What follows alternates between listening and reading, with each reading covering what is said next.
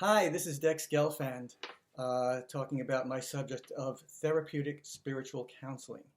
And one specific subject I want to take on right now is what is called Scientology's PTS tech. Let me break that down for you. Scientology, that subject of Dianetics and Scientology, originated by L. Ron Hubbard, which has had many people involved, including me. I was involved for quite a long time.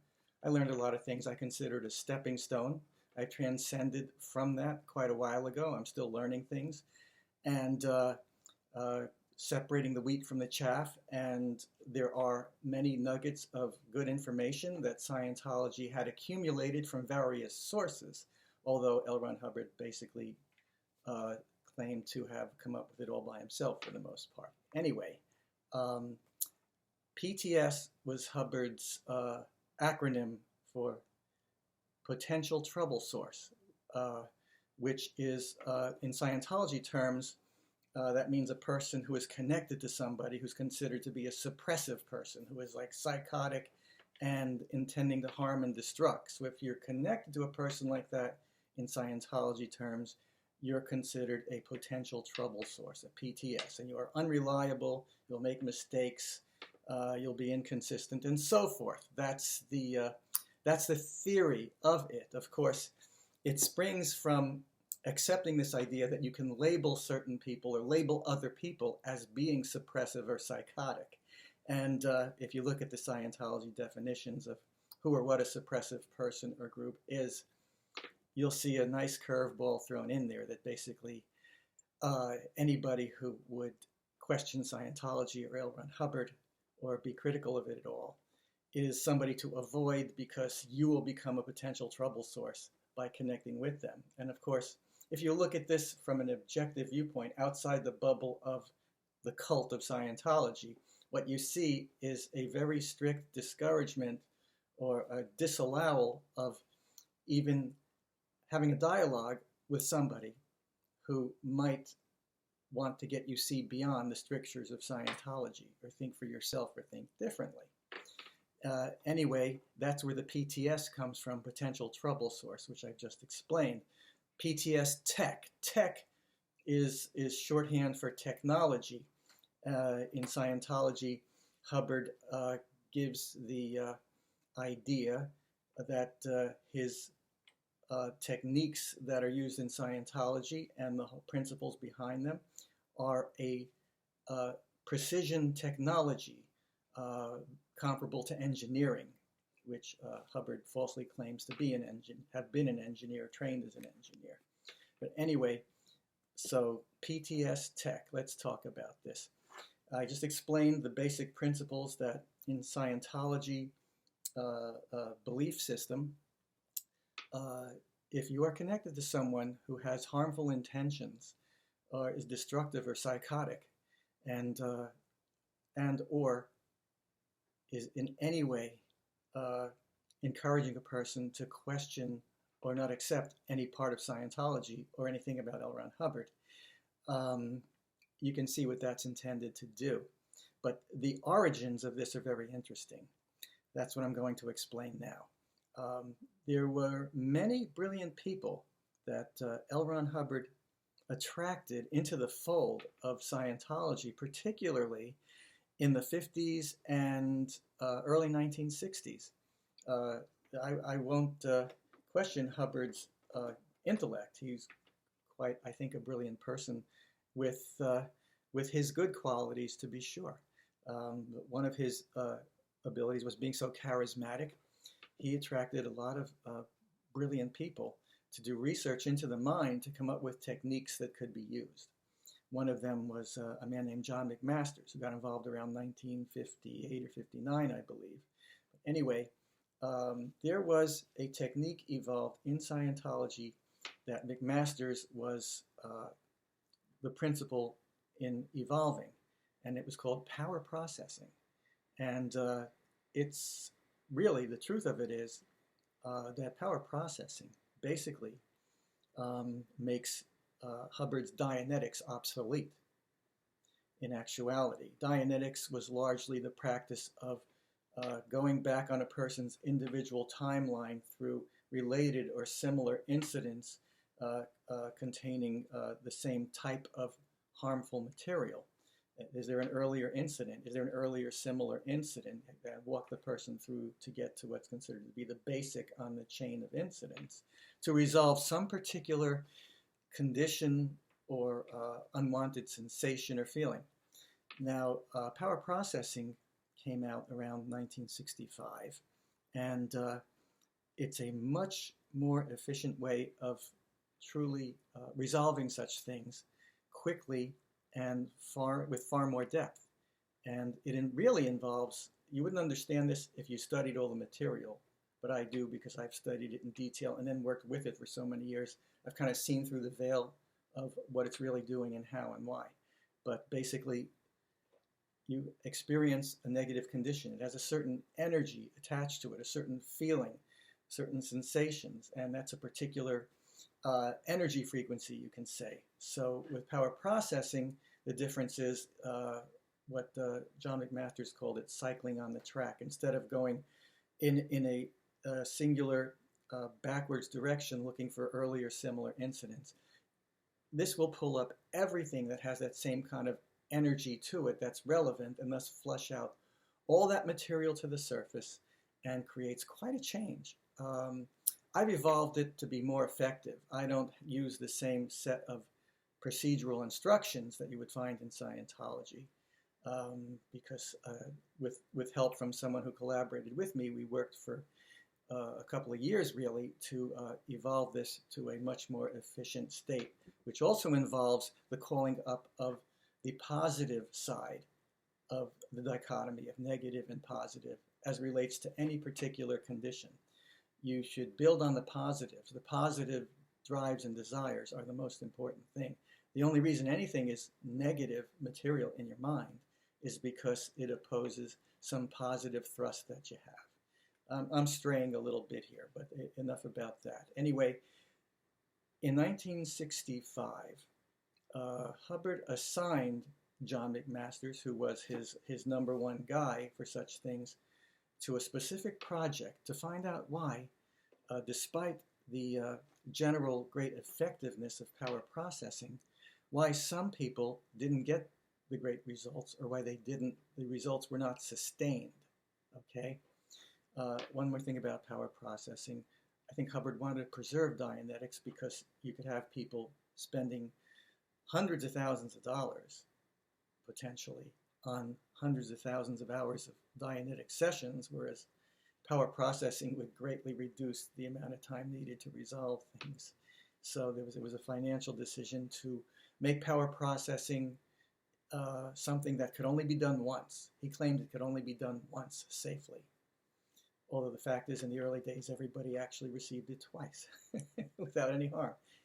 Again, I'm straying. But Hubbard assigned McMaster the project of discovering why some individuals did not get the great result of power processing, or if they did get it, it didn't last.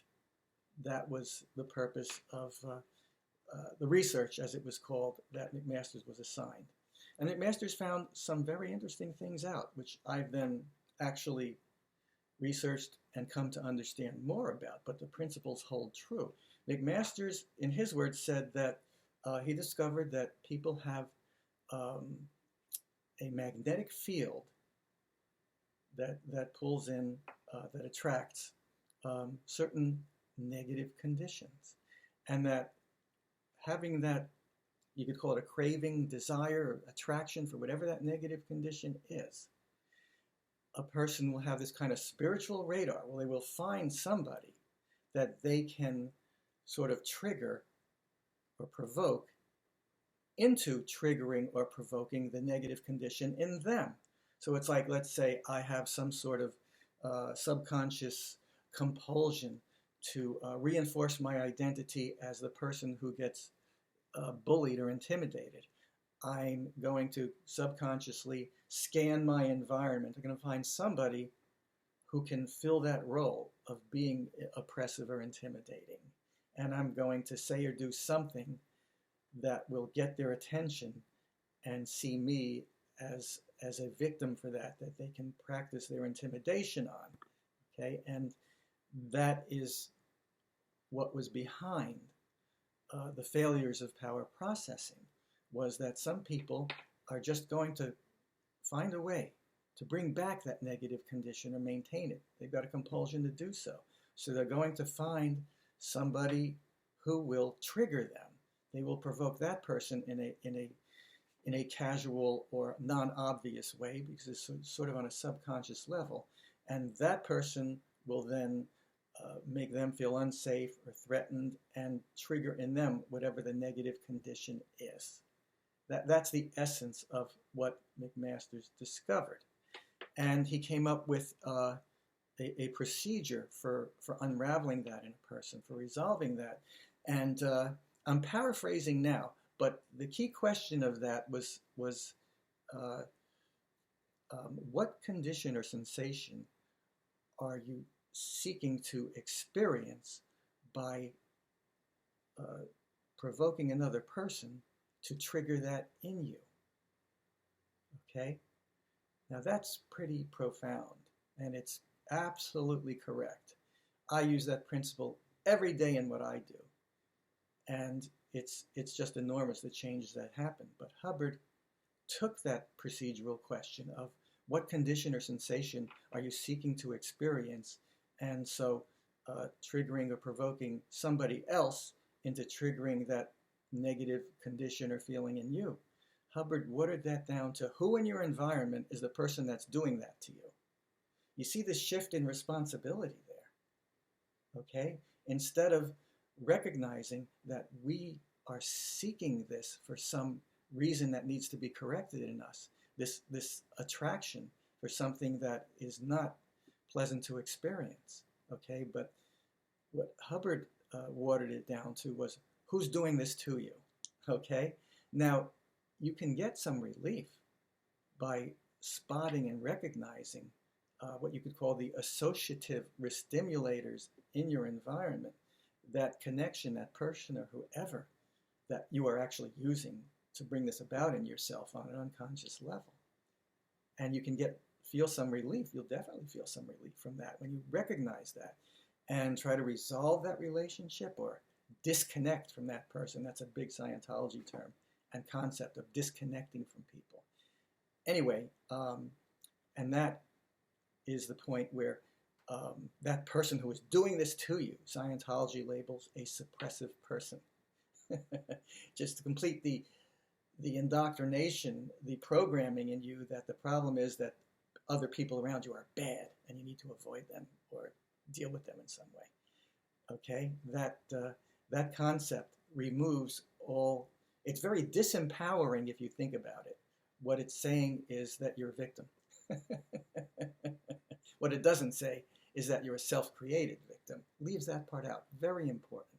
You're not going to be cured or cure somebody of such a condition by having them, quote unquote, spot who's doing it to them. Okay? That's just a link in the chain of getting to recognizing what attractions you have to some unwanted condition and processing that, digesting that, resolving that.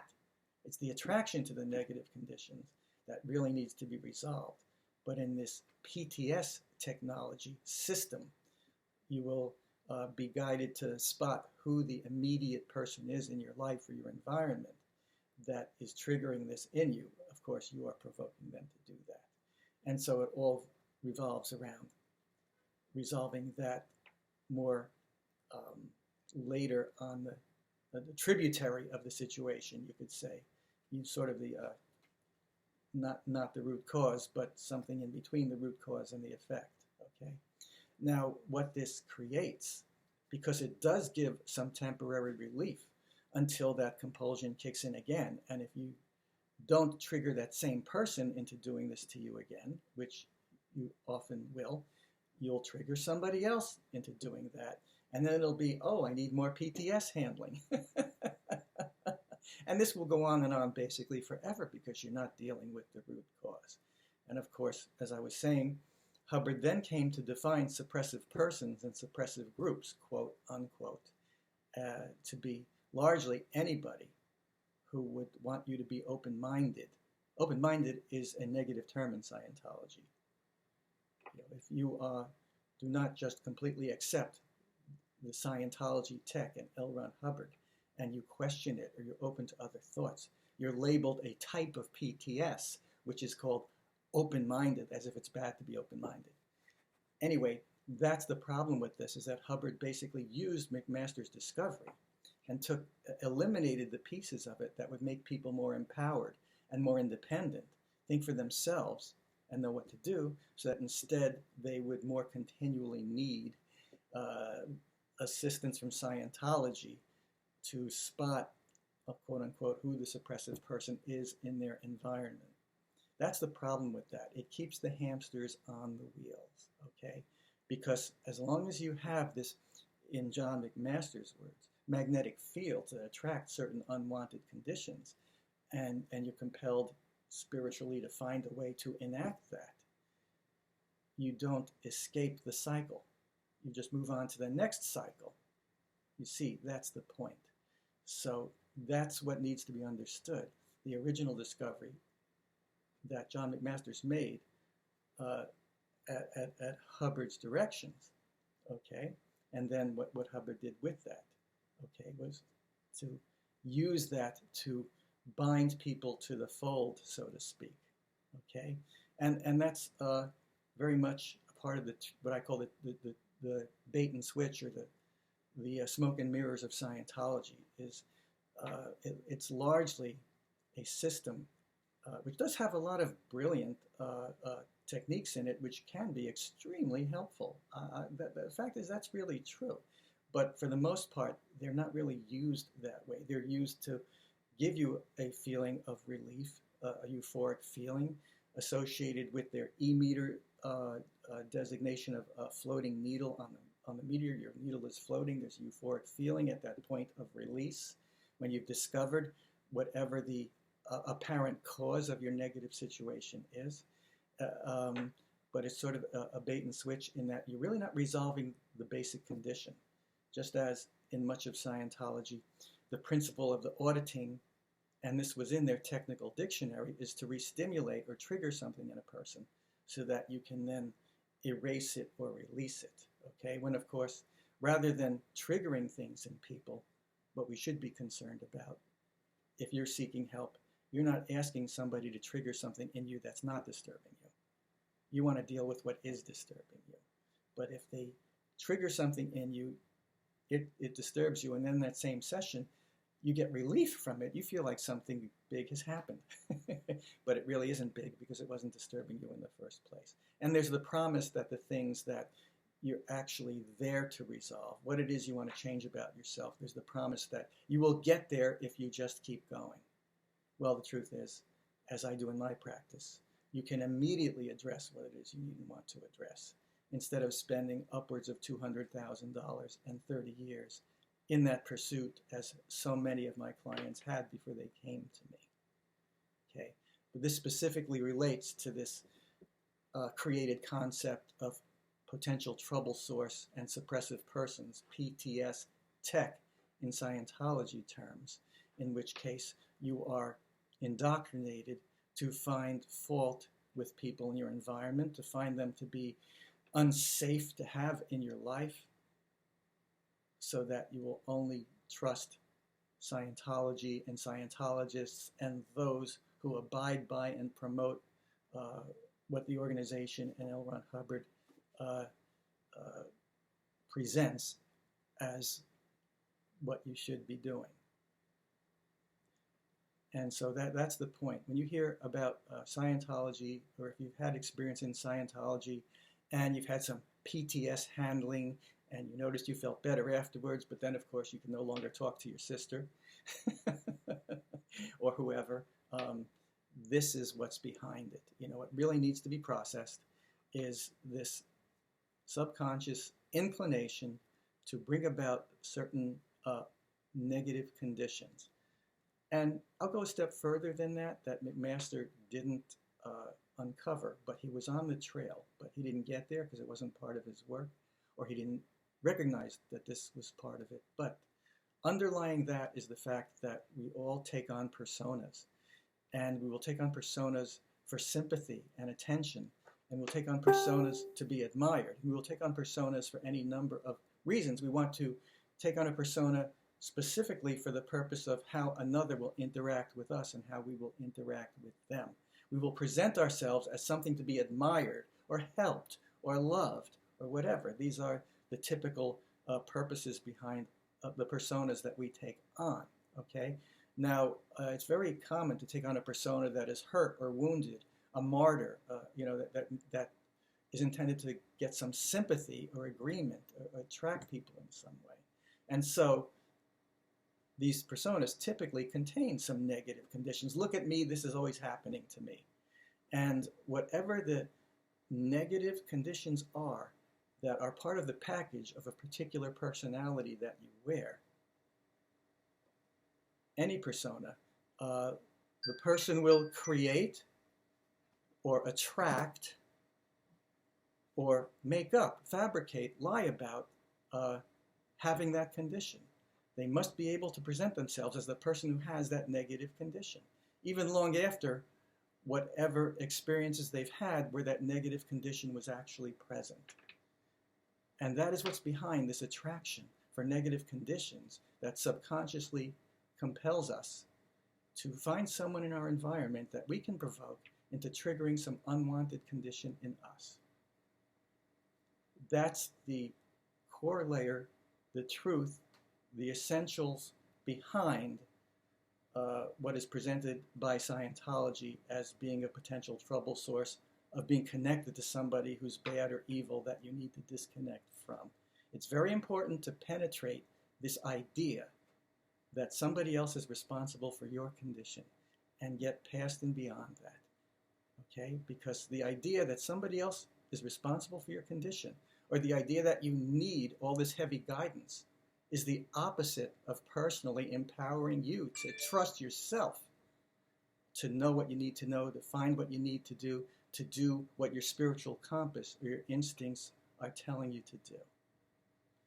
And that'll cover things for today. I hope you find this interesting and enlightening. There's plenty more information on my website, and if you'd like to contact me, check my website. I'm not hard to find. I look forward to hearing from you.